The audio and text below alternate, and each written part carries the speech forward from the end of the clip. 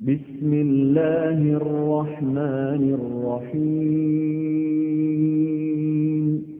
سبح اسم ربك الأعلى الذي خلق فسوى والذي قدر فهدى والذي أخرج المرعى فجعله غثاء أحوى سنقرئك فلا تنسى إلا ما شاء الله إنه يعلم الجهر. السلام عليكم ورحمة الله وبركاته.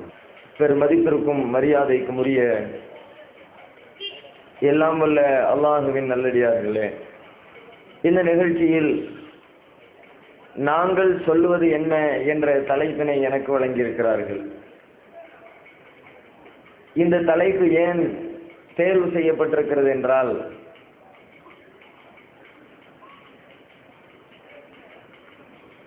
நம்முடைய முஸ்லிம் சமுதாயத்தில் கடந்த பல வருடங்களாக மார்க்க ரீதியான பிரச்சனைகளையும் சமூக ரீதியான வேறு சில பிரச்சனைகளையும் கையில் எடுத்து அது குறித்த விழிப்புணர்வு பிரச்சாரத்திலே இந்த ஜமாத் ஈடுபட்டு கொண்டிருக்கிறது.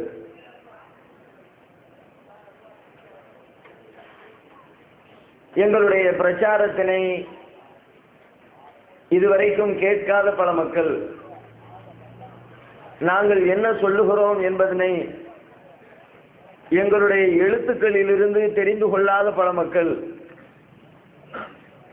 அவர்களுடைய ஆலிம் உலமாக்கள் சொல்லுகின்ற கூற்றுக்களை அடிப்படையாக வைத்துக் கொண்டு எங்களை பல இடங்களிலும் கடுமையாக எதிர்த்து கொண்டிருக்கிறார்கள்.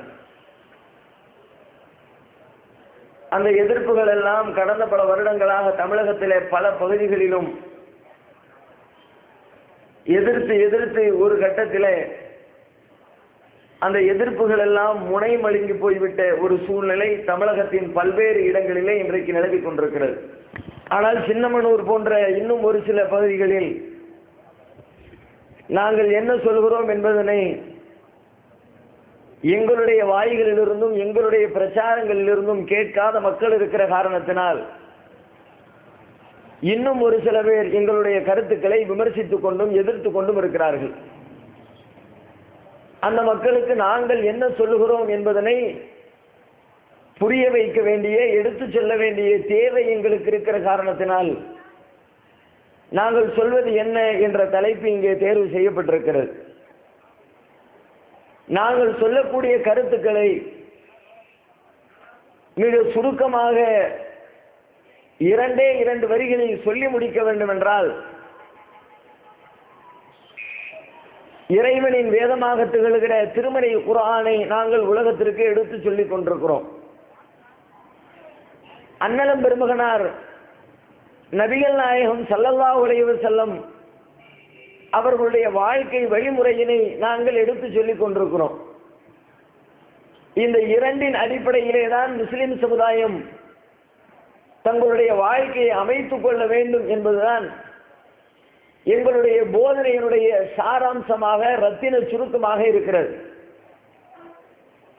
இப்படி சொன்ன உடனே பல பேரும் இதற்கு எதிர்ப்பு சொல்லுவார்கள். அப்படியானால் நாங்கள் எல்லாம் திருமறை குர்ஆனை ஏற்றுக்கொள்ளாதவர்களா? நாங்கள் எல்லாம் நபிகள் நாயகத்தை மதிக்காதவர்களா, நேசிக்காதவர்களா? நீங்கள் தான் புதிதாக எங்களிடத்திலே வந்து இஸ்லாத்தை சொல்லுகிறீர்களா என்றொரு கேள்வி எழும்.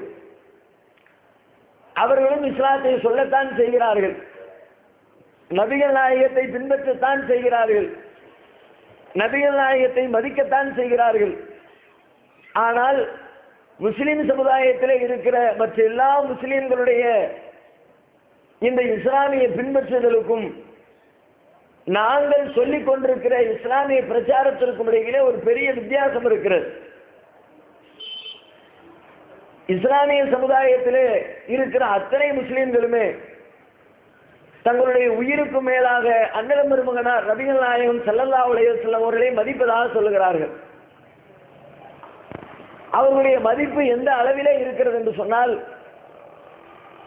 ஒரு அரசியல் தலைவரை, ஒரு சித்தாந்த ரீதியான சமூக தலைவரை அவர்களுடைய தொண்டர்கள் இன்றைக்கு எப்படி மதிக்கிறார்களோ, எப்படி நேசிக்கிறார்களோ, எப்படி பின்பற்றுகிறார்களோ, அந்த அடிப்படையிலே தான் முஸ்லிம் சமுதாயமும் தங்களுடைய தலைவராக திகழ்கிற நபிகள் நாயகம் ஸல்லல்லாஹு அலைஹி வஸல்லம் அவர்களை நேசிக்கிறார்கள்.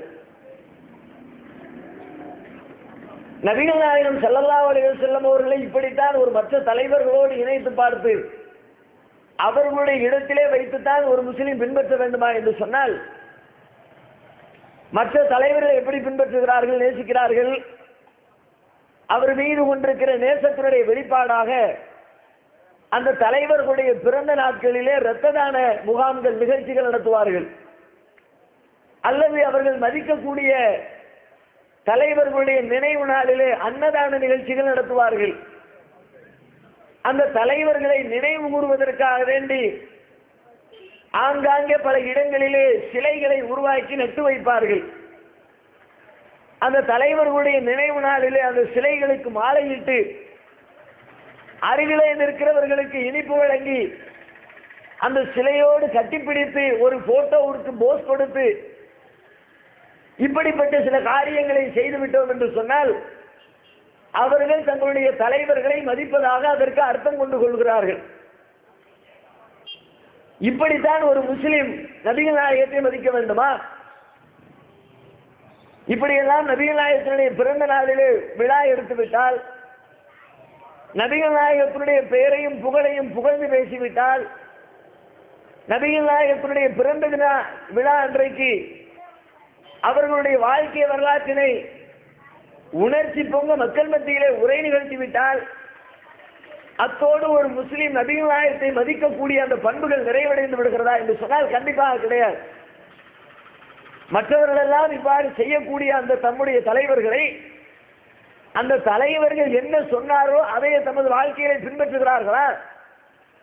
தலைவர்களை புகழக்கூடியவர்கள், தலைவர்களுக்கு விழா எடுக்கக்கூடியவர்கள், தலைவர்களுக்கு சிலை வைக்கக்கூடியவர்கள், தலைவர்களுக்கு மாலை மரியாதை செய்யக்கூடியவர்கள், தலைவர்களுடைய நினைவு நாளிலே அன்னதானம் வழங்கக்கூடியவர்கள், அந்த தலைவருடைய வாழ்க்கையிலே அவர் சொன்ன போதனைகளை, அவர் சொன்ன அறிவுரைகளை தங்களுடைய வாழ்க்கையிலே கடைபிடிக்கிறார்களா என்று சொன்னால் கடுகளவிற்கு கூட கடைபிடிக்க மாட்டார்கள். நம்முடைய தமிழகத்தை எடுத்துக்கொண்டோம் என்றால், தமிழகத்திலே கடந்த பல வருடங்களாக ஆட்சி கட்டிலை பிடிக்கக்கூடிய அனைவருமே தமிழை மையமாக வைத்து தமிழ் கோஷத்தை முக்கியத்துவப்படுத்தி தமிழ் மொழிதான் வாழ வேண்டிய ஒரு மொழி என்று தமிழுக்கு இல்லாத பல சிறப்புகளையும் எடுத்து சொல்லி தமிழ் தமிழ் என்ற முழக்கத்தோடு வலம் வந்து கொண்டிருப்பதை பார்க்கிறோம். இந்த தலைவர்கள் எல்லாம் தங்களுடைய தமிழுக்கும் தாம் தமிழின் மீது வைத்திருக்கிற பற்றிற்கும் அடிப்படை எடுத்துக்காட்டாக திருவள்ளுவரையும் திருவள்ளுவருடைய அந்த திருக்குறளையும் மக்கள் மத்தியிலே போதித்துக் கொண்டிருப்பதை பார்க்கிறோம். அதை சொல்லி சொல்லி எல்லா மேடைகளிலும் உரை நிகழ்த்துகிறார்கள். வள்ளுவருடைய புகழ் பாடுகிறார்கள். உலகத்திலே எந்த மனிதனாலும் கொடுக்க முடியாத ஒரு உலக பொதுமறையை வள்ளுவர் உலகத்திற்கு வழங்கி இருக்கிறார் என்றெல்லாம் அவர் குறித்து பாராட்டுகிறார்கள். வள்ளுவருக்காக ஊருக்கு ஊர் சிலை வைக்கிறார்கள். வள்ளுவருடைய திருக்குறளை மனனம் செய்து ஒப்புவிக்கக்கூடிய குழந்தைகளுக்கு ஆயிரக்கணக்கான ரூபாய்கள் பரிசீலிக்கிறார்கள். ஒவ்வொரு வருடமும் வள்ளுவர் பிறந்த தினத்திலே அதற்கான நிகழ்ச்சிகள் எடுத்து பெருமையோடு பெருமிதம் கொள்ளுகிறார்கள்.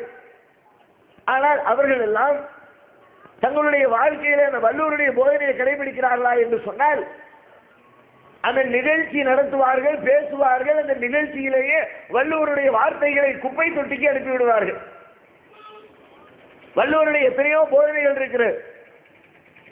வள்ளுவர் சொல்லுகிறார், கல்லுண்ணாமை என்று ஒரு பெரிய அதிகாரமே சொல்லுகிறார். திருக்குறளை எடுத்து பார்த்தால் 10க்கும் மேற்பட்ட குறள்கள். அதுல சாராயம் குடிக்கக்கூடாது, மதுபானம் அருந்தக்கூடாது, இது மாதிரியான மதுபானம் அருந்துகிறதுங்கிறது மனிதனுக்கு கேடு, உடலுக்கு கேடு, நாட்டுக்கு கேடு. இதை வச்சு ஒருத்தர் சம்பாத்தியம் பண்ணினார் என்று சொன்னார் அவனும் கொள்ளைக்காரனும் ரெண்டு சமம் தான் வள்ளுவர் சொல்றார். ரோட்ல நின்று மக்களுடைய காசு பணத்தை அடிச்சு கொடுக்கிறான் ஒரு கொள்ளைக்காரன். அவன் சம்பாதிக்கிற சம்பாத்தியமும் ஒரு மதுபானத்தை விற்பனை செய்து அதன் வழியாக ஈட்டக்கூடிய பொருளாதாரமும் ரெண்டும் ஒண்ணுதான் என்று சொல்லி வள்ளுவர் சொல்லுகிறார். ஆனா இன்னைக்கு ஆட்சி நடத்தக்கூடிய எல்லா ஆட்சியாளரும் எடுத்துக்கொள்ளுங்கள். தமிழகத்தில் இருக்கிற கருணாநிதி எடுத்துக்கிட்டாலும் சரி, ஜெயலலிதா எடுத்துக்கொண்டாலும் சரி, அவங்க இந்த மதுபான கடைகளுக்கு அதிலிருந்து வரக்கூடிய வருமானத்தை முக்கியத்துவமாக கொண்டு வருஷத்துக்கு 7,000 கோடி ரூபாய் வருமானம் வருது, எக்கச்சக்கமான லாபம் கிடைக்குது, அதை வச்சு நிறைய பட்ஜெட் போடலாம், நிறைய தேவைகளை நிறைவு செய்யலாம், எனவே மதுபானத்தை பொது உடைமையாக்குவோம், அதன் ஆட்டுடைமையாக்குவோம், அதிலிருந்து வரக்கூடிய வருமானத்தை அரசாங்கத்துக்கு எடுத்துக்கொள்வோம் என்று சொல்லி அரசு நடத்துகிறார்கள். அரசாங்கத்திற்கு மதுபான விற்பனையை அதிலிருந்து லாபம் பெறுகிறார்கள். இவரெல்லாம் வள்ளுவரை மதிக்கிற லட்சணம் இதுவா? வள்ளுவருக்கு விழா எடுத்து என்ன புண்ணியம்? வள்ளுவருக்கு சிலை எடுத்து என்ன புண்ணியம்? வள்ளுவருடைய திருக்குறளை மனப்பாடம் பண்ணி ஒப்புவிச்சவங்களுக்கு பரிசு கொடுத்து என்ன புண்ணியம்? ஒரு காசுக்கு பிரயோஜனம் இல்லை. இது மாதிரி எக்கச்சக்கமான போதனைகள். வள்ளுவருக்கான நிகழ்ச்சி நடக்கும். நிகழ்ச்சி முடிஞ்ச உடனே எல்லாருக்கும் மட்டன் பிரியாணி, சிக்கன் பிரியாணி ஏற்பாடு செய்யப்பட்டு சாப்பிட்டு போங்கம்பாங்க. வள்ளுவருடைய திருக்குறளை புரட்டினா நீ புலால் உண்டாது, இறைச்சி சாப்பிடாது, உன் புத்தி மட்டமா போயிரும், அது உலகத்துக்கு ரொம்ப கேடு தரக்கூடியது என்று சொல்லி ஆடு மாடுகள் இறைச்சி சாப்பிடுவதை வள்ளுவர் கண்டிக்கிறார். வள்ளுவருக்காக வேண்டி விழா நடத்திவிட்டு அதை கலைஞ்சு போகும்போது ஆட்டை மாட்டி அறுத்து தின்னுபிட்டு சந்தோஷமாக கலைந்து செல்லக்கூடிய கூட்டங்களை பார்க்கிறோம். இதுதான் அவர்கள் எல்லாம் தங்களுடைய தலைவர்கள் மீது வைத்திருக்கிற மதிப்பிற்கும் மரியாதைக்கும் எடுத்துக்காட்டி. இதுதான் இப்படித்தான் மதிப்பாங்க. பேருக்கு மதிப்பாங்க, மேடையில மதிப்பாங்க, புகழும் போது மதிப்பாங்க, சிலையில மதிப்பாங்க, அன்னதானத்தில் மதிப்பாங்க, இரத்த தானத்தில் மதிப்பாங்க. ஒரு முஸ்லிம் இப்படித்தான் தனது இறை தூதரை மதிக்க வேண்டுமா? மீலாது விழா எடுத்து மதிக்கிறதோடு நிறுத்திக் கொள்ளணுமா?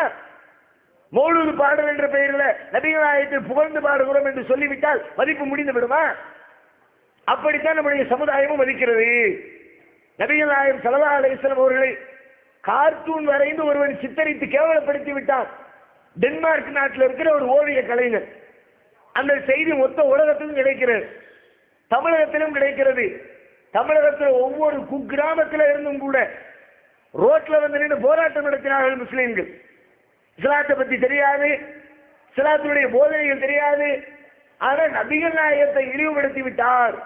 செய்தி கிடைச்ச உடனே கொந்தளிச்சு போய் ரோட்ல வந்து பதாகைகளை தூக்கி நின்று யாருதான் நபிகள் நாயகத்தை எப்படி நீ கேலி சித்திரம் வரையலாம், அவனுடைய தலையடி என்று சொல்லி ஆக்ரோஷத்தோடு வீதிகளிலே இறங்கி போராட்டம் நடத்திய முஸ்லீம்கள், நாங்கள் நபிக்காக வேண்டி உயிரையும் அர்ப்பணிப்போம் என்று சொல்லக்கூடிய முஸ்லீம்கள் அவர்களுடைய வாழ்க்கையிலே நபிகள் நாயகத்தின் போதனைகளை கடைபிடிக்கிறார்களா? ஒரு தகப்பன ஒரு மகன் மதிக்கிறார் என்று சொன்னால் மதிப்புக்கு என்ன அடையாளம்? எங்க அத்தாவ மாதிரி உண்டா, என் தகப்பனார் மாதிரி உண்டா, அவர் மாதிரி பராக்கிரமசாலி யாரும் உண்டா என்று சொல்லி ஊரெல்லாம் பெருமையா பேசிவிட்டு தகப்பனார் கூப்பிட்டு சொல்றார், தம்பி பக்கத்து கடையில போய் ஒரு டீ வாங்கிட்டு வாடாங்கிறார். மகனை கூப்பிட்டு போயா சோனையை பார்த்துக்கிட்டு தேவனை நீ போய் வாங்குங்கிறான். இவன் தகப்பனை மதிச்சான்னு சொல்லுவோமா? நாம தகப்பனை மதித்தேன் என்று சொன்னால் தகப்பனுடைய வார்த்தைகளுக்கு கட்டுப்படுகிறவன் தான் உண்மையிலே தகப்பனை மதித்தவன். ஊரெல்லாம் தகப்பனை பற்றி மேடை போட்டு பேசிவிட்டு தகப்பனை செருப்பால் அடிக்கிறவன தகப்பனை மதித்தவன் என்று சொல்லுவோமா? தகப்பனுடைய வார்த்தைகளுக்கு கட்டுப்படாதவனை தகப்பனை மதித்தவன் என்று எடுத்துக்கொள்வோமா? இப்போ உலகத்தில் யாருமே அதை மதித்ததாக ஒத்துக்கொள்ள மாட்டோம். இன்றைக்கு நம்முடைய இஸ்லாமிய சமுதாயமும் அப்படித்தான் செய்கிறது. நாங்கள் நபிகள் நாயகத்தை மதிக்கிறோம் என்று சொல்கிறார்கள், ஆனால் நபிகள் நாயகம் சொன்ன வார்த்தைகளை வாழ்க்கையிலே கடைபிடிப்பதில்லை. அதைத்தான் நாங்கள் சொல்றோம். மதிக்கிறதுனா உண்மையா மதிங்க, நேசம் வைக்கிறதாக உண்மையா நேசம் வைங்க, மேடைக்கு நேசம் காட்டாதீங்க, ஊருக்கு நேசம் காட்டாதீங்க, பேருக்கு நேசம் காட்டாதீங்க. நிஜமாவே உள்ளத்துல நபிகள் நாயகத்தின் மீது நேசம் வைத்து அவர்கள் காட்டிய வாழ்க்கை முறையினை உங்கள் வாழ்க்கையிலே கடைபிடிங்கள் என்று சொல்லுகிறோம். கொஞ்சம் யோசித்து பாருங்கள். நபிகள் நாயகத்தை மதிக்கிறோம் என்று சொல்லக்கூடிய எனதருமை இஸ்லாமிய சமுதாய தலைவர்களே, அறிஞர் பெருமக்களே, சமுதாய குடிமக்களே, கொஞ்சம் உங்களுடைய உள்ளத்துல நெஞ்சத்துல கை வச்சு கேட்டு பாருங்கள். உங்களுடைய வாழ்க்கையில ஒவ்வொரு பிரச்சனைகளுக்கும் நபிகள் நாயகம் வழிகாட்டி இருக்கிறார்கள். அல்லாஹ்வுடைய தூதர் ஏதோ உங்களுக்கு எப்படி தொழுகிறது என்பதை மட்டும் சொல்லிக் கொடுக்க வந்த ஆளு கிடையாது. நீங்க எப்படி கடவுளுக்காக நோன்பு இருப்பது அதை மட்டும் சொல்றதுக்கு இந்த உலகத்துக்கு வரல. இறைவனை வணங்கி வழிபடுவது எப்படி அது சொல்வது மாத்திரம் நபிகள் நாயகத்தினுடைய வேலை இல்லை, அதையும் சொல்லுவாங்க. இறைவனை தொழுவது எப்படி, இறைவனுக்காக நோன்பு இருப்பது எப்படி, இறைவனின் பாதையில் ஏழை எளிய மக்களுக்கு தர்மம் செய்வது எப்படி, இப்படி இறை வழிபாடுகளை சொல்லித் தருவதோடு இந்த உலக வாழ்க்கையின் ஒவ்வொரு ஏற்ற இறக்கத்திலும் நீங்கள் எப்படி நடந்து கொள்ள வேண்டும் என்பதற்கான மார்க்கத்தை வழிமுறைகளை உங்களுக்கு சொல்லித்தர வந்தவர்கள். அது மாதிரி ஒவ்வொரு வாழ்க்கையினுடைய ஒவ்வொரு கட்டத்திலையும் நபிகள் நாயகத்தினுடைய போதனையில பின்பற்றிட்டீங்களா? நெஞ்சத்துல கை வச்சு கேட்டு பாருங்க. ஒவ்வொரு மனிதனுடைய வாழ்க்கையிலையும் தவிர்க்க முடியாமல் இடம்பெறக்கூடிய ஒரு நிகழ்ச்சி திருமண நிகழ்ச்சி. ஒரு குறிப்பிட்ட பருவம் வந்துருச்சுன்னா ஆணா இருந்தாலும் பெண்ணா இருந்தாலும் தங்களுடைய அந்த உணர்ச்சிகளுக்கு நியாயமான முறையில் வடிகால் தேவைப்படுகிற பொழுது முறையாக திருமணம் செய்து கொண்டு தம்முடைய வாழ்க்கையை அமைத்துக் கொள்ள வேண்டும். அப்படி நான் திருமணம் செஞ்சுக்க மாட்டேன் என்று சொன்னால் பெரும்பாலும் போலியா தான் இருப்பாங்க. உண்மையில ஆம்பளையா இருந்தா பொம்பளையா இருந்தா அப்படி இருக்க முடியாது. குறிப்பிட்ட பருவம் வந்தா செஞ்சுதான் ஆகணும். செய்ய மாட்டேன்னு சொல்றவங்களுடைய கதி என்னங்கிறத பத்திரிகைகள் சொல்கிறது. மீடியாக்கள் டெய்லி பார்க்கத்தான் செய்யறோம். நாங்க கல்யாணம் பண்ணலாம்பாங்க, கல்யாணம் தான் பண்ண மாட்டாங்க. ஆனா கல்யாணம் பண்ணினா என்னதான் பண்ணுவாங்க, அதையெல்லாம் பண்ணுவாங்க. கல்யாணம் மட்டும் நடக்காத ஒழிய கல்யாணத்துக்கு பிறகு நடக்கிற எல்லா சமாச்சாரங்களும் நடக்கிறது, அன்னதீசியெல்லாம் நடக்கிறது. அதனால இஸ்லாம் என்ன சொல்கிறது, ஆம்பளையா பிறந்தா பொம்பளையா பிறந்தா மனிதனாக இருந்தா மனிதனுக்கு பாலியல் உணர்வு இருக்கிறது. அந்த உணர்வுகளுக்கு நியாயமான வடிகால் வேண்டும், அதை தடுக்க கூடாது. பசி எப்படி மனிதனுக்கு இயற்கை உணர்ச்சியோ, பசி வந்தா எப்படி சாப்பிடாம இருக்க முடியாதோ, தூக்கம் எப்படி இயற்கை உணர்ச்சியோ, தூக்கம் வந்தா எப்படி தூங்காம இருக்க முடியாதோ, தாகம் எப்படி அடிப்படை தேவையோ, தாகம் வந்தா தண்ணி குடிக்காம வாழ முடியாதோ, அது மாதிரி குறிப்பிட்ட பருவம் வந்தால் ஒவ்வொரு ஆணும் ஒவ்வொரு பெண்ணும் குடும்ப வாழ்க்கையில இணையாமல் தங்களுடைய பாலியல் உணர்வுகளை தனித்துக் கொள்ளாமல் வாழ்க்கையை வாழ முடியாது. எனவே நீங்கள் திருமணம் செய்து கொள்ளுங்கள். இஸ்லாம் அது ரொம்ப உயர்ந்த காரியமா சொல்கிறது. திருமணம் என்று இஸ்லாத்தில் வலியுறுத்தப்பட்டது. வேற எந்த சித்தாந்தத்திலையும் திருமண வாழ்க்கை என்பது வலியுறுத்தப்பட்டது கிடையாது. நபிகள் நாயகம் சொன்னாங்க, அன்னிக்காஹு மின் சுன்னதி ஃபமன் ரகிப அன் சுன்னதி ஃபலைஸ மின்னி. திருமணம் என்பது என்னுடைய வழிமுறை. யார் அந்த வழிமுறையை புறக்கணிக்கிறாரோ அவர் என்னை சார்ந்தவர் கிடையாது. கல்யாணம் முடிக்கணும், அவர்தான் முஸ்லிம். ஆம்பளையா இருந்தாலும் பொம்பளையா இருந்தாலும் நான் கல்யாணம் முடிக்க மாட்டேன், நான் கடவுளிடத்தில் நெருங்க போறேன், கடவுளுக்கான வாழ்க்கையை அர்ப்பணிச்சுட்டேன், நான் இந்த திருமண பந்தத்தில் ஈடுபட மாட்டேன் என்று சொன்னால் அவர் இஸ்லாத்திலே குறை செய்து விட்டார். இஸ்லாத்தை முழுமையா ஃபாலோ பண்ணலன்னு அர்த்தம். திருமண வாழ்க்கை ரொம்ப அவசியம், ரொம்ப கண்டிப்பா வலியுறுத்தப்பட்ட ஒன்று. இந்த கருத்தை இஸ்லாமிய சமுதாயம் அத்தனை பேரும் ஒத்துக்கொள்கிறோம். இஸ்லாமிய சமுதாயத்தில் இருக்கிற எந்த கொள்கை பிரிவினருக்கும் இதுல மாற்று கருத்தே கிடையாது. எத்தனை பிரிவுகள் இருந்தாலும் கல்யாணம் பண்ணணும் என்பதை அத்தனை பேருமே ஒத்துக்கொள்கிறோம். சமுதாயத்தில் எல்லோருமே திருமணம் செய்கிறோம். ஆனால் அந்த திருமணத்தை நபிகள் நாயகத்தினுடைய வழிமுறையாக சொல்லித் தரப்பட்ட அந்த திருமணத்தை எப்படி செய்ய வேண்டும் என்று நபிகள் நாயகம் சொன்னார்களோ அப்படி நம்முடைய சமுதாயம் திருமணம் செய்கிறதா? கல்யாண நிகழ்ச்சி என்பது நபிகள் நாயகம் அதுக்கு வழிமுறையை சொல்லி தந்தாங்க. கல்யாணம் இன்னைக்கு எப்படி நடக்குது? நபிகள் நாயகம் என்ன சொன்னாங்க? கல்யாணத்துக்கான பல்வேறு இலக்கணங்களில் பல்வேறு அளவுகோல்களில் மிக முக்கியமான இலக்கணம் என்னவென்று சொன்னால், ஒரு ஆண் ஒரு பெண்ணை திருமணம் செய்கிற பொழுது அந்த பெண் பல விதங்களில் பாதிக்கப்படுகிறாள், பல்வேறு இழப்புகளை சந்திக்கிறாள். எனவே அந்த இழப்புகளை எல்லாம் கவனத்திலே கொண்டு அவளுக்கு ஒரு பெரிய தொகையை, அவள் விரும்பக்கூடிய தொகையை, பணத்தை அவளுக்கு அன்பளிப்பாக வழங்கிவிட்டு அந்த பெண்ணை மணமுடிக்க வேண்டும். கல்யாணம் முடிக்கிறார்னா ஆம்பளை பொம்பளைக்கு பணம் கொடுத்து விட்டு அவள் விரும்பக்கூடிய தொகையை கொடுத்து விட்டு திருமணம் முடிக்க வேண்டும் என்று இஸ்லாம் சொல்கிறது. திருமண குர்ஆன்ல அல்லாஹ் இதை வலியுறுத்துகிறான். வஆத்துன் நிஸா ஸதுகாத்திஹின்ன நிஹலா. நீங்கள் மணமுடிக்கின்ற பெண்களுக்கு அவர்களுக்கு உரிய மனக்கொடைகளை, அந்த அன்பளிப்புகளை கொடுத்து விட்டு நீங்கள் மணமுடித்துக் கொள்ளுங்கள், கல்யாணம் முடிச்சுக்கங்க குர்ஆன் சொல்கிறது. இந்த சட்டத்தை முஸ்லீம்கள் ஃபாலோ பண்றோமா? இன்னைக்கு என்ன நடப்பு? நேர் தலைகீழாக இருக்கிறது. ஒரு பெண்ணுக்கு ஆண் கொடுக்க வேண்டும் என்ற சட்டம் புறக்கணிக்கப்பட்டு ஒரு பெண்ணிடத்திலே போய் பணம் வாங்கக்கூடிய கொடுமை. எவ்வளவு கல்யாண பேச்சு ஆரம்பிக்கிறது எப்படி? ஒரு பொண்ணை பார்க்க போறாங்கனாலே பொண்ணுடைய ஸ்டேட்டஸை வச்சுதான் பெண் வீட்டுக்கு போறது. நமக்கு தகுந்த வீடா கேட்கறது கிடைக்குமா, எவ்வளவு கடக்கலாம், எத்தனை லட்சம் கொடுங்கலாம், எவ்வளவு நகை வாங்கலாம். பேச்சுவார்த்தை துவங்குகிற நேரத்தில் ஃபர்ஸ்ட் பேச்சு தான்.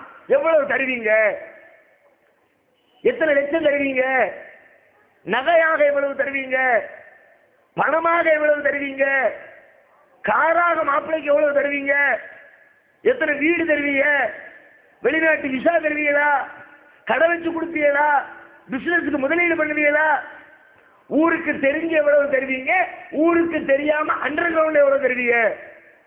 அது என்ன அண்டர் கிரவுண்டு? பல ஊர் ஜமாத்துல அதுல கமிஷன் வேற. அவனே அடுத்தவன் கொள்ளை அடிக்கிறான். அந்த கொள்ளையில் எங்களுக்கு 2% கொடு, 5% கொடுன்னு ஊர் ஜமாத்தார்களுடைய தொல்லை வேற. அதனால மாப்பிள்ளை வீட்டாரும் பொன் வீட்டார் என்ன பண்றது? நம்ம 2 பேரும் அக்ரிமெண்ட் பண்ணிக்குவோம். எதுக்கு? வெளியில 5 லட்சம் கொடுக்குறியா, வெளியில 50,000 ரூபாய் கொடுத்தேன்னு சொல்லிவிடு, அல்லது ஊருக்கு 50,000 ரூபாய் கொடுக்க வேண்டியது வரும் என்று சொல்லி ஊருக்கு தெரிந்து எவ்வளவு, ஊருக்கு தெரியாமல் எவ்வளவு என்று வரதட்சணை பேரம் பேசப்படுகிறது. இது நீங்கள் இஸ்லாத்தை பின்பற்றக்கூடிய லட்சணம் இதுவா? நபிகள் நாயகம் அவர்கள் இப்படித்தான் திருமணம் செய்தார்களா? இப்படித்தான் திருமணம் முடிக்கிற பொழுது ஒரு பெண்ணிடத்திலே போய் நீங்கள் பணம் கேட்க வேண்டும் என்று சொன்னார்களா? ஒரு பெண்ணிடத்திலே போய் பணம் கேட்பதற்கு என்ன நியாயம் இருக்கிறது? அதையாவது சிந்தித்தீர்களா? ஊர் ஜமாத்து கூடும்போதெல்லாம் பேசுறீங்கல்ல, ஒரு பஞ்சாயத்து பேசுறீங்க, ஒரு வழக்கு பேசுறீங்க, எப்பா எதுவா இருந்தாலும் நியாயத்தை பேசுகிறீங்க. நான் நியாயத்தை தான் பேசுறேன், தோல்ல கிடக்கிற துண்ட உதறி சட்டம் பேசுறீங்க. நியாயம் பேசக்கூடிய தலைவர்களே, நியாயம் பேசக்கூடிய உலமாக்களே, நியாயம் பேசக்கூடிய இளைஞர்களே, ஒரு கல்யாணம் முடிக்கிற பொம்பளைகிட்ட போய் நீ எவ்வளவு காசு தருவேன்னு கேட்கிறீங்களே, இதுல என்ன நியாயம் இருக்கிறது சொல்லுங்க. நீங்க இஸ்லாத்தை தூக்கி வைங்க, நீங்க முஸ்லிமா கூட இருக்க தேவையில்லை. ஒரு இந்து மதத்தை சார்ந்தவராக இருக்கட்டும், ஒரு கிறிஸ்தவ மதத்தை சார்ந்தவராக இருக்கட்டும், ஒரு பௌத்த மதத்தை சார்ந்தவராக இருக்கட்டும், ஏன் கடவுளே இல்லை என்று சொல்லுகிற நாத்திகராக இருக்கட்டும், யாராக இருக்கட்டும், கல்யாணம் முடிக்கும் போது பொம்பளைகிட்ட போய் வரதட்சணை வாங்குறதுக்கு என்ன நியாயம் சொல்லி பார்க்கலாம். நியாயமா சிந்திச்சா திருமணம் என்பது வாழ்க்கையினுடைய ஒப்பந்தம் தானே, 2 பேரும் சேர்ந்து போட்ட அக்ரிமெண்ட் தானே. இந்த அக்ரிமெண்ட் லைஃப்ல 2 பேரும் சம அளவில் பங்களிப்பு செய்கிறோமா? 2 பேரும் சேர்ந்து ஒரு கடையை நடத்துறோம், நீ 1 லட்சம் ரூபா போடு, நான் 1 லட்சம் ரூபா போடுறோம், சம அளவில் பங்களிப்பு செய்வோம். ஒருவேளை ஒருத்தர் பணத்தை போட்டாரா, இன்னொருத்தர் வேலை செய்வார். நீ ஒர்க்கிங் பார்ட்னரு, நான் ஸ்லீப்பிங் பார்ட்னரா இருக்கிறேன், சம அளவில் பங்களிப்பு செய்வோம். இதுதான் பார்ட்னர்ஷிப் உடைய பிசினஸ் தத்துவம், அடிப்படை தத்துவம். எந்த அளவுக்கு முதலீடு செய்கிறோமோ அந்த அளவுக்கு லாபத்தை பெற்றுக் கொள்வோம். இந்த குடும்ப வாழ்க்கை என்ற ஒப்பந்தத்தில் 2 பேரும் சம அளவில் பங்களிப்பு செய்கிறோமா? யாருடைய பங்களிப்பு அதிகம், யாருடைய உழைப்பு அதிகம் யோசித்து பார்த்தீர்களா? கல்யாணம் முடிந்த நிமிடத்திலிருந்து ஒரு பெண் செய்யக்கூடிய பங்களிப்பு அதிகம், குடும்ப வாழ்க்கையில் ஆணுடைய பங்களிப்பு ரொம்ப ரொம்ப கம்மி. அற்பத்திலே அற்பமான பங்களிப்பு தான் ஆம்பளைங்களுடைய பங்களிப்பு குடும்பத்துடைய முன்னேற்றத்தில். நாம நினைச்சுக்கிட்ட வெளியில போய் சம்பாத்தியம் பண்ணி கொடுத்த உடனே குடும்பம் ஆகா ஓகோன்னு வளர்ந்துருச்சு. சம்பாத்தியம் பண்ணி கொடுக்கறது மட்டும்தான் குடும்பத்தினுடைய வேலையா? அத்தோடு குடும்பம் முன்னேறிடுமா? குடும்பத்துக்கு நல்ல பேர் கிடைச்சிருமா? குடும்பத்தில் வாரிசு பெருகிடுமா? கல்யாணம் முடித்த நிமிடத்திலிருந்து இந்த குடும்ப வாழ்க்கைக்காக வேண்டி ஒரு மணப்பெண் உங்களுடைய மனைவி செய்யக்கூடிய தியாகம் எவ்வளவு? கொஞ்சம் மனக்கண் முன்னாடி யோசிச்சு பாருங்க. கல்யாணத்துக்கு முன்னாடி நாம நம்ம தந்தையுடைய நம்ம வீட்டில் இருக்கிறோம், நம்முடைய தாயோடு இருக்கிறோம், நம்முடைய சகோதரர்களோடு இருக்கிறோம், நம்முடைய வீட்டில் இருக்கிறோம், நம்ம தெருவில் இருக்கிறோம், நம்ம ஊர்ல இருக்கிறோம். கல்யாணத்துக்கு முந்தி எப்படி இருந்தோமோ கல்யாணத்துக்கு பிறகு அப்படியே இருக்கும். கல்யாணம் முடிஞ்ச மறுநாள் நான் எங்க அப்பா வீட்டில் இருக்கிறேன், என்னுடைய தந்தையோடு இருக்கிறேன், என்னுடைய சகோதரனோடு இருக்கிறேன், என்னுடைய வீட்டில் இருக்கிறேன், என் தெருவில் இருக்கிறேன், என் ஊர்ல இருக்கிறேன்.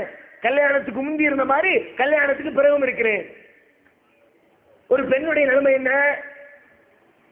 கல்யாண சைன் அக்ரிமெண்ட் போட்ட, ஒப்பந்தம் போட்ட ஒரே காரணத்திற்காக 18 வருஷம் 20 வருஷம் 25 வருஷம் அவளை ஆளாக்கி பாராட்டி சீராட்டி அன்பு செலுத்தி வளர்த்த அவளுடைய சொந்த பெற்றோரை விட்டுவிட்டு, சகோதரர்களை விட்டுவிட்டு, உடன்படித்த தோழியர்களை விட்டுவிட்டு, தான் வாழ்ந்த வீட்டை விட்டுவிட்டு, தான் பிறந்த ஊரை விட்டுவிட்டு, ஏன் தன்னுடைய மாவட்டத்தை விட்டு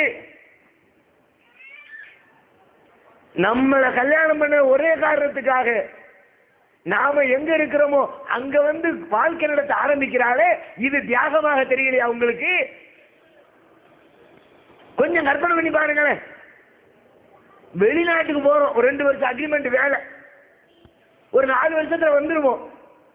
எப்படி அங்க போய் வேலையை முடிச்சுட்டு திரும்ப ஊருக்கு தான் செட்டில் ஆக போறோம்.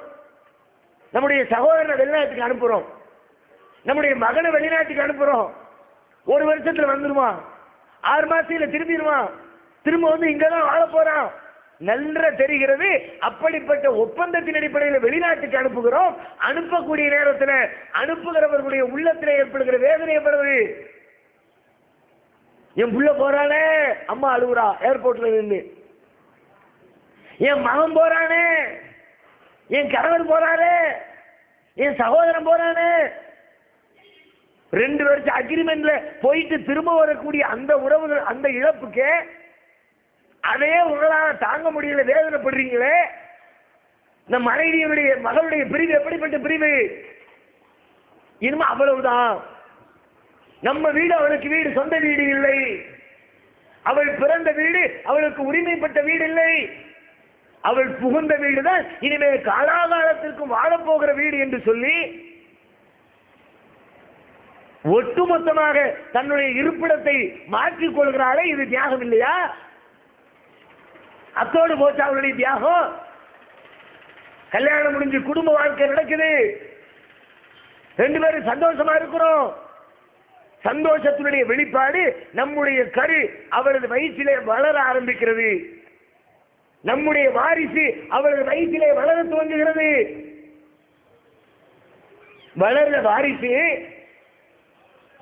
வளர வளர நமது மனைவி படக்கூடிய அவஸ்தைகளை ஒவ்வொரு கணவனும் பார்க்கலையா? கல்யாணம் முடிஞ்சவரும் புள்ள பிறக்கலாட்டி ஊருக்குள்ள நீங்க தலை காட்டுவீங்களா?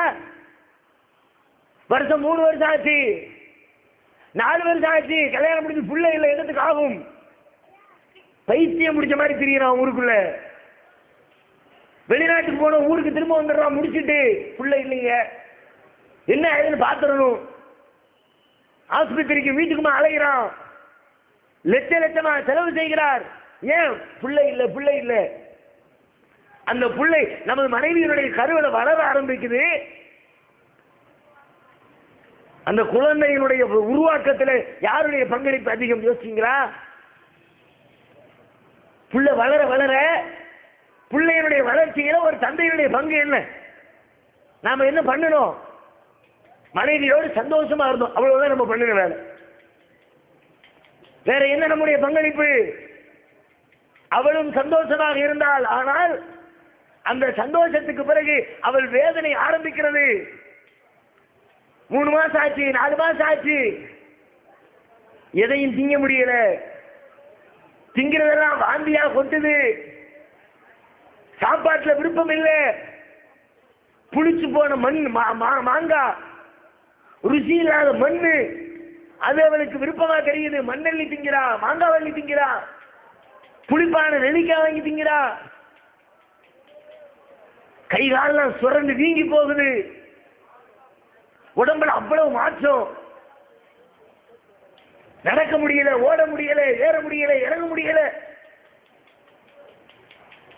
ஒரு கட்டத்தில் நம்முடைய வாரிசை இந்த உலகத்தில் பெற்றுத்தரக்கூடிய அந்த கடைசி நிமிடத்தில் மரணத்தினுடைய வாசல் படியை தொட்டு திரும்புகிறாள் என்று சொல்லுகிற அளவுக்கு வேதனையுடைய உச்சகத்தை அனுபவிச்சு நம்ம பிள்ளைய பெற்று தர்றாள. இந்த தியாக பெண்மணிக்கு ஒரு கணவன் கொடுக்கிற மதிப்பு என்ன, எவ்வளவு தருவேன் என்று கேட்பதா, எத்தனை லட்சம் தருவேன் என்று கேட்பதா? கேவலமா இல்ல?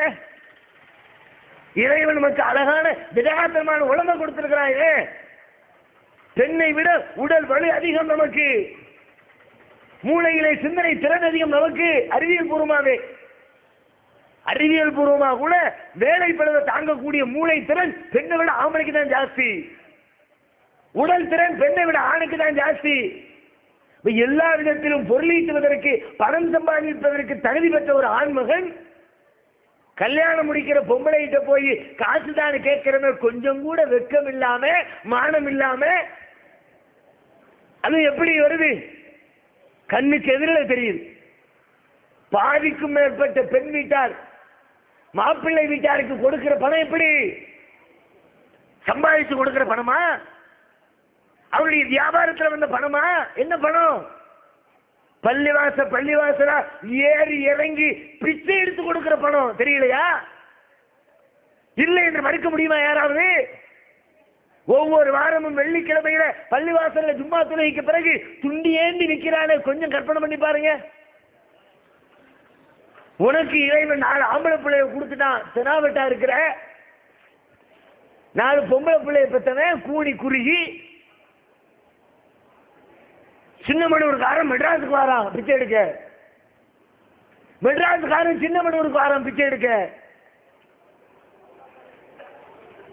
திருடி கூட பழச்சுருவாங்க மனுஷன்.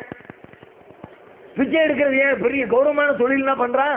பிச்சை எடுக்கிறது மாதிரி ஒரு கௌரவமான ஒண்ணும் இல்லை, அப்படியே பண்றான், விரும்பியா பண்றான். பிச்சை எடுக்கிற கௌரவமா நினைச்சா உள்ளூர்ல பண்ணுவானா இல்லையா? ஏன் பண்ணல?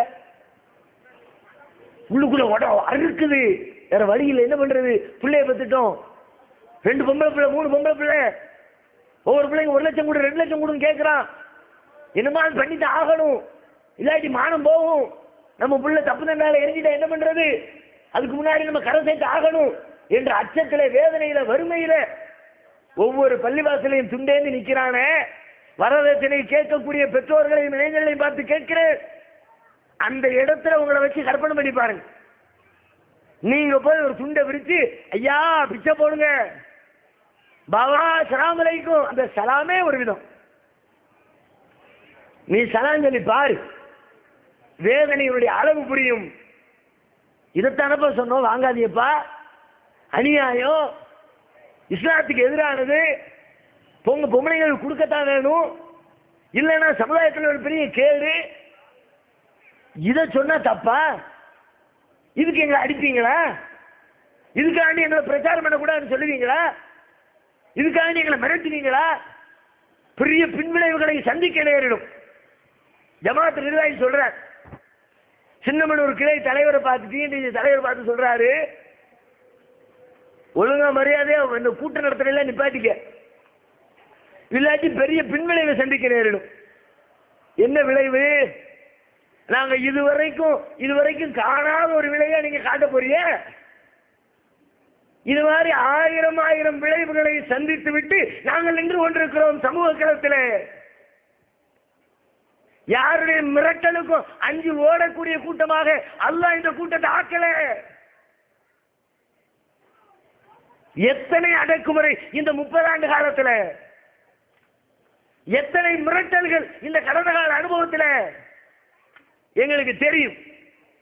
நாங்கள் இதை சொன்னால், சீர்திருத்தத்தை பேசினால், திருமறை குர்ஆனை போதித்தால், நபிகள் நாயகத்தினுடைய வாழ்க்கையை எடுத்து சொன்னால் எங்களை உலகம் எதிர்க்கும் என்று ஏற்கனவே தெரிஞ்சுதான் இந்த காலத்தில் வந்து நாங்கள் நிற்கிறோம். ஏன்? இது ஆரம்ப இஸ்லாத்திலிருந்து, முதல் மனிதரிலிருந்து ஏகத்துவ கொள்கை யாரெல்லாம் கையில் எடுத்தாங்களோ எல்லாருக்கும் இந்த பிரச்சனை வந்துச்சு. யாரையுமே சமூகம் எடுப்புல ஒத்துக்கொள்ள, யாருடைய கருத்துக்களை எடுத்தவுடனே அங்கீகரிக்கல, அடித்தார்கள். நபிமார்கள் படாத அடியா? நபிமார்கள் சந்திக்காத பிரச்சனைகளா? நபி இப்ராஹிம் அலைஹிஸ்ஸலாத்துக்கு ஏற்பட்ட விளைவு என்ன? என்ன செஞ்சாங்க? என்ன சொன்னாங்க? பெரிய நெருப்பை மூட்டி நெருப்புக்குள்ள தள்ளி விட்டுட்ட அந்த சமுதாயம் என்னத்திற்காக அந்த தண்டனை கொடுக்கப்பட்டது? கொள்ளையடித்தார்களா? பிறர் குடியை கெடுத்தார்களா? அடுத்த பெண்ணை அபகரித்தார்களா? மோசடி செய்தார்களா? நாணயமற்று நடந்தார்களா? என்ன செய்தார்கள்? அல்லாஹ்வுக்கு கட்டுப்படுங்கப்பான்னு சொன்னாங்க. அதுதான் அவங்க செஞ்ச வேலை. சமுதாயம் கொடுத்த பரிசு நெருப்பு கொண்ட கிட தள்ளிச்சு. ஏன் நபிகள் நாயகம் ஸல்லல்லாஹு அலைஹி வஸல்லம் உலகத்து தலைவர்களுடைய தரவரிசையில முதலிடத்திலே வைத்து பார்க்கப்படுகிற அண்ணலம் பெருமகனார் அவங்களுடைய வாழ்க்கையினுடைய ரிசல்ட் என்ன? அவங்களுடைய சமுதாயம் ஒழுங்கா வாழ விட்டுச்சா? சொந்த ஊரை விட்டே விரட்டி அடித்தார்கள். அவர்களுடைய உயிருக்கு விலை வைத்தார்கள். அவர்கள் கொல்லப்படக்கூடிய கடைசி இரவில் தான் பிறந்த சொந்த பூமியை விட்டுவிட்டு, தான் சம்பாதித்த சொத்து பத்துக்களை எல்லாம் விட்டுவிட்டு ஒரு அகதியை போன்று மக்கமா நகரத்திலிருந்து மதீனாவிலே வந்து தஞ்சம் புகுந்தார்களே, எதற்காக? இதை சொன்னதுக்கு தான். பொம்பளைகிட்ட காசு வாங்காதியப்பா, அல்லாஹ் சொன்னதுக்கு மாற்றம் செய்யாதியப்பா, இறைவனுடைய இடத்துல வேற யாரையும் கொண்டு வைக்காதியப்பா என்று இறைவனுடைய கட்டளைகளை உலகத்துக்கு சொன்னதுக்கு அந்த உலகம் கொடுத்த தண்டனை அது எங்களுக்கும் தெரியும். நாங்களும் அதை சொன்னா எங்களுக்கும் அதுதான் நிலைமை. எங்களை விட புனிதர்களுக்கே அந்த நிலை என்று சொன்னால், இந்த உலகத்தினுடைய முன்மாதிரிகளுக்கே அந்த நிலை என்று சொன்னால், இறைவனால் தேர்ந்தெடுக்கப்பட்ட இறை தூதர்களுக்கே அந்த நிலை என்று சொன்னால், நாங்கள்லாம் ஏமாத்துறோம். தெரிந்துதான் நிற்கிறோம், ஆனாலும் நிற்போம். நீங்க எதிர்த்தாலும் நிற்போம், நீங்கள் அடித்தாலும் சொல்லுவோம், நீங்கள் ஊர்விளக்கம் செய்தாலும் சொல்லுவோம். இன்னும் எவ்வளவு பிரச்சனைகள் உங்களால் செய்ய முடியுமோ அதிகார வர்க்கத்தை துணைக்கு அழைத்துக் கொண்டு வேண்டுமானால் நீங்கள் செய்யுங்கள், செய்யலாம், செய்வீர்கள். பல ஊர்களிலே செய்தார்கள், அனுபவித்திருக்கிறோம். காவல்துறையை துணைக்கு கூப்பிடுவாங்க, அரசியல்வாதிகளுடைய பலத்தை பயன்படுத்துவாங்க. எவ்வளவு எதிர்ப்பு வந்தாலும் இன்ஷா அல்லாஹ் எங்களுடைய இறுதி மூச்சு எங்களின் உடலிலே ஓடிக்கொண்டிருக்கிற வரை இந்த சத்திய இஸ்லாத்திலே உங்கள் மத்தியிலே திரும்ப திரும்ப சொல்லிக் கொண்டிருப்போம். அதுல ஒரு காலம் நாங்க பின்வாங்க போறதில்லை. ஏன் சொல்றோம்? நீங்க எதிர்க்கிறது எங்களை அறியாமையில் எதிர்க்கிறீங்க, அதனால சொல்றோம். நாங்க என்ன சொல்றோம்னு தெரியாம எதிர்க்கிறீங்க. நாங்க ஏதோ புதுசா இஸ்லாத்தில் இல்லாத கொண்டு சொல்ற மாதிரி உங்களுக்கு மூளை சேவை செய்திருக்கிறார்கள் உங்களுடைய ஆளுங்கள். நாங்க குர்ஆன்ல இருக்கிறத மட்டும்தான் சொல்லுவோம். நபிகள் நாயகத்தினுடைய போதனைகள்ல என்ன இருக்குதோ அதை மட்டும்தான் சொல்லுவோம். எங்களுடைய பிரச்சாரத்தில் அதற்கு எதிராக ஏதாவது ஒண்ணு சொன்னதா நீங்க காட்டினா இந்த மேடையில நிரூபிக்க தயார் தாங்க. தாராளமா வாங்க. எங்களை ஆங்காங்கே என்று விமர்சிக்கக்கூடிய ஆலிம் உலமாக்களுக்கு நான் அழைப்பு விடுகிறேன். இதோ இந்த மக்கள் மன்றத்திலே நாங்கள் செய்யக்கூடிய தவறுகளை எங்களுக்கு முன்னாடி சுட்டி காட்டுங்க, பார்க்கலாம். நீங்க இஸ்லாத்தில் இல்லாத சொல்லிவிட்டோம், ஜும்மால பேசுவீங்க, அவன் அப்படி சொன்னா இப்படி சொன்னார்கள், புதுசு புதுசா பேசுறார்கள். என்னத்த புதுசா சொல்லிவிட்டோம்? நாங்க எங்க கையில மடி எழுந்து போட்டு சொன்னோமா? நாங்கள் தான் உண்மையில நபிகள் நாயகம் கொண்டு வந்த பழைய மார்க்கத்தை பின்பற்றக்கூடியவர்கள். இந்த ஆலிம்களும் உலமா பெருமக்களும் எதிர்ப்பதற்கு என்ன காரணம்? அவர்கள் மற்றவர்களை ஏதி விடுவதற்கு என்ன காரணம்? ஒரே காரணம் தான், எங்களுடைய வரவு அவர்களில் பலருடைய வயிற்றுப்பாட்டிற்கு வேட்டு வைத்து விட்டது, பல பேருடைய வருமானத்திற்கு வேட்டு வைத்து விட்டது. என்ன சொல்றோம்? நாங்க இறைவனுக்கு வழிபாடு செஞ்சா இறைவனுடைய மார்க்கத்தை பயன்படுத்தி உலகத்துல காசு பார்க்காதீங்க, மார்க்கத்தை சொல்லி சுரண்டாதீங்க, சுரண்டி பிழைக்காதீங்க, மார்க்கத்தில் இல்லாத பொல்லாத மக்கள் மத்தியில சொல்லி காசு பணத்தை அநியாயமா கொள்ளையடிக்காதீங்க. இந்த அறிஞர் பெருமக்கள் எல்லாம் இஸ்லாத்தை சொல்லி அப்படித்தான் வேலை செய்கிறாங்க. எதை எடுத்தாலும் அதற்கு இல்லாம எதுவும் நடக்கக்கூடாது. அப்படி ஒரு சூழ்நிலையை உருவாக்கி இருக்கிறாங்க. கல்யாணமா அஜர்த்து வரணும். கல்யாணத்துக்கும் அஜர்த்துக்கு என்ன சம்பந்தம்? அஜர்த்து வந்து என்ன செய்ய போறாரு? கல்யாணங்கிறது ஒரு அக்ரிமெண்ட். அக்ரிமெண்ட்ல அஜர்த்துக்கு என்ன வேலை? சம்பந்தப்பட்ட மாப்பிள்ளை இருக்கட்டும், பெண் இருக்கட்டும், பெண் வீட்டார் இருக்கட்டும், பெண்ணை பெற்றவங்க இருக்கட்டும், மாப்பிள்ளை பெற்றவங்க இருக்கட்டும், பேசி முடிக்கட்டும், கல்யாணத்தை முடிச்சுட்டு போகட்டும். அஜர்த்து வர வேண்டிய அவசியம் என்ன? அப்படி ஒரு சூழ்நிலை ஏற்படுத்தி அஜர்த்து வருவாரு. வந்துட்டு ஒரு 10-50 ரூபாய் கைமடக்கு வாங்கிட்டு போவாரு. அஜர்த்து தான் தேதி குறிச்சு கொடுப்பாரு. அவங்கள்ட்ட போய் தான் தேதி கேட்கணும். இன்னும் பல ஊர்ல இருக்குது. சின்னமனூர்ல இருக்கா என்னன்னு தெரியல. எங்க எப்படி பழக்கம்? அஜர்த்து குறிக்கிறது இல்லையா? அப்போ இல்ல, மாறிடுச்சு. எங்க ஊர் பக்கம் இன்னும் சில கிராமத்துல மிச்சம் இருக்கு. அஜர்த்து போய் டேட்டு கேட்பாங்க கல்யாணத்துக்கு. அஜர்த்து ஒரு நல்ல தேதியா பார்த்து சொல்லுங்க. அவர் சொல்லுவார், 18ஆம் தேதி வச்சுக்கோங்க.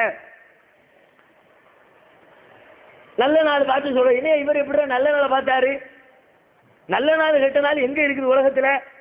கடவுள் படைச்ச நாள் எல்லாமே நல்ல நாள் தானே. நேரத்துக்கு நல்லதையோ கெட்டதையோ செய்யற ஆற்றல் கிடையாது. என்னத்தை இந்த தேதியில வச்சுக்க, அந்த தேதியில வச்சுக்க அஜர்த்து சொல்றாரு. கிட்ட நெருங்கி போய் கேட்டா அஜர்த்துக்கு அந்த தேதியில தான் ஃப்ரீயா இருக்கிறாங்க. அதனால அந்த தேதியை ஃபிக்ஸ் பண்ணி கொடுத்துட்டாங்க. நேரத்தை வச்சு காலத்தை வச்சு கணிக்கிறது இல்ல.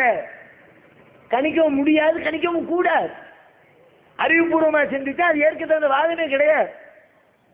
ஒரே நேரத்தில் ஒருத்தனுக்கு நல்லது நடக்கும், ஒருத்தனுக்கு கெட்டது நடக்கும். காலையில 10 மணியிலிருந்து 12 மணி வரை நல்ல நேரத்துல போடுவாங்க. அந்த 10 மணியிலிருந்து 12 மணி வரைக்கும் உலகத்துல எவனுக்குமே கெட்டது நடக்காதா? யார் வீட்லயும் மௌத்து விழாதா? யாரு பொருளையும் திருடு கொடுக்க மாட்டானா? எங்கேயுமே ஆக்சிடென்ட் நடக்காதா? எங்கேயுமே கெட்ட செய்திகள் வராதா? வரத்தான் செய்யும். ஒரு நேரத்தில் நல்லது நடக்கும், அதே நேரத்தில் கெட்டது நடக்கும்.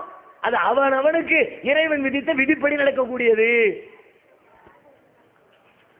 அதற்கிட்ட போகாதீங்க. பல பேரை நிப்பாட்டி விட்டோம். அதனால இங்க பயப்படுற. ஆகா, இங்க இவனு வளர்ந்துட்டானுன்னா நமக்கு வர்ற வருமானத்துக்கு வேட்டு வச்சிருமே, காசு சம்பாதிக்க முடியாது. ஒரு வீட்டுல மௌத்து விடுறதுக்கு வழி கிடையாது. யாராவது ஒருத்தர் இறந்து போயிட்டாங்களா அதற்கு தான் வருமானம். ஒவ்வொருத்தருக்கும் ஒவ்வொரு சீசன்ல பிசினஸ் நடக்கும்ல.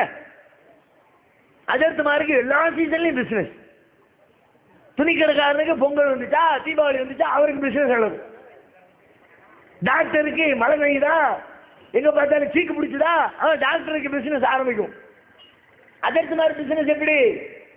Regular business. எப்ப பார்த்தாலும் ஒன் பை ஒன்னா ஏதாவது ஒண்ணு ஊர்ல காலியாகிட்டே இருக்கும்.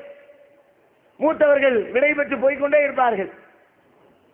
போ 40 நாள் பாத்தியா, ஒரு ஆளுக்கு 7ஆம் நாள் பாத்தியா, வருஷம் பாத்தியா, 40 நாளைக்கு தொடர் பாத்தியா வச்சு ஒரு நாளைக்கு 20 ரூபா 30 ரூபா கணக்கு போட்டு மொத்தமா பல்கா ஒரு அமௌண்ட். டெய்லி 40 நாளைக்கு வீட்டுல சாப்பாடு ஆக்க வேண்டிய கரைச்சல் கிடையாது. மற்றவங்க எல்லாம் போய் பாத்தியா வீட்டுல சாப்பிட்டு வருவா. எப்படி சாப்பிட்டுட்டு வந்துகிட்டு இருப்பாங்க. அஜர்த்து எப்படி வருவாரு? சாப்பிட்டுட்டு கையில ஒரு தூக்குவாளியோடு வருவார். என்னையா தூக்குவாளி? அவர் வீட்டுக்கும் சேர்த்து. நபிகள் நாயகம் ஸல்லல்லாஹு அலைஹி வஸல்லம் காலத்துல இப்படி இறந்தவர்களுக்கு ஃபாத்திஹாக்கள் ஓதப்பட்டுச்சா? ரசூலுல்லாஹ்வுடைய அருமை மனைவி கதீஜா ரலியல்லாஹு அன்ஹா அவர்கள் மரணித்தார்களே. கதீஜா ரலியல்லாஹு அன்ஹா அவர்கள் மீது ரசூலுல்லாஹ் வச்ச நேசம் எப்படிப்பட்ட நேசம்!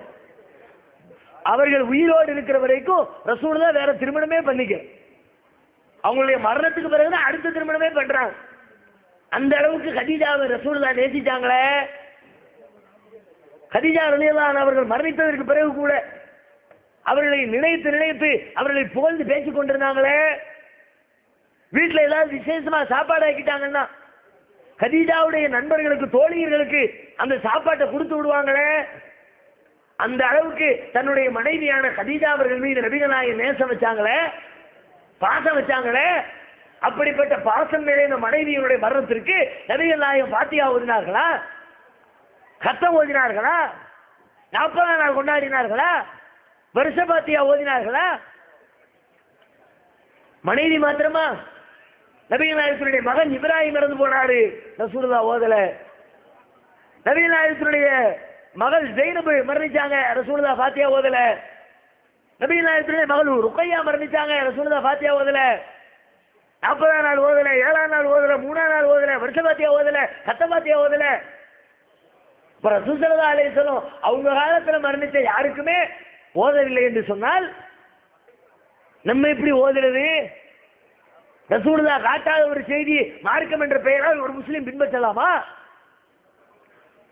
ரசூல் ஸல்லல்லாஹு அலைஹி வஸல்லம் சொல்றாங்க, மன் அமில அமலன் லைஸ அலைஹி அம்ருனா ஃபஹுவ ரத்துன். ஒருவர் ஒரு அமலை செய்கிறார், ஒரு காரியத்தை. எப்படிப்பட்ட காரியம்? நாம சொல்லித்தராத ஒரு காரியத்தை செய்தால், நம்மிடமிருந்து கட்டளையிடப்படாத ஒரு காரியத்தை செய்தால் அந்த காரியம் அல்லாஹ்விடத்திலே நிராகரிக்கப்படும்.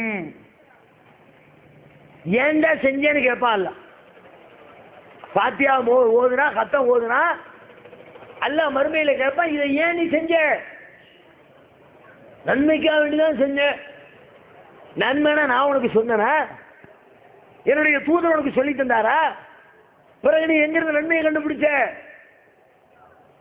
நபிகள் நாயகம் ஸல்லல்லாஹு அலைஹி வஸல்லம் அவர்கள் காட்டி தராத எந்த நன்மையும் உலகத்தில் மிச்சம் கிடையாது. அவங்க சுட்டி காட்டாத எந்த தீமையும் உலகத்தில் மிச்சம் கிடையாது. எதையெல்லாம் செஞ்சா அல்லாஹ் நன்மையை தருவானோ எல்லா நன்மையை ரசூலுல்லாஹ் பட்டியல் போட்டு விலக்கி தந்துட்டாங்க. எது எல்லாம் மனிதனுக்கு தீங்கு தருமோ அது அனைத்தையும் ரசூல் ஸல்லல்லாஹு அலைஹி வஸல்லம் பட்டியல் போட்டு விலக்கி கொடுத்துட்டாங்க.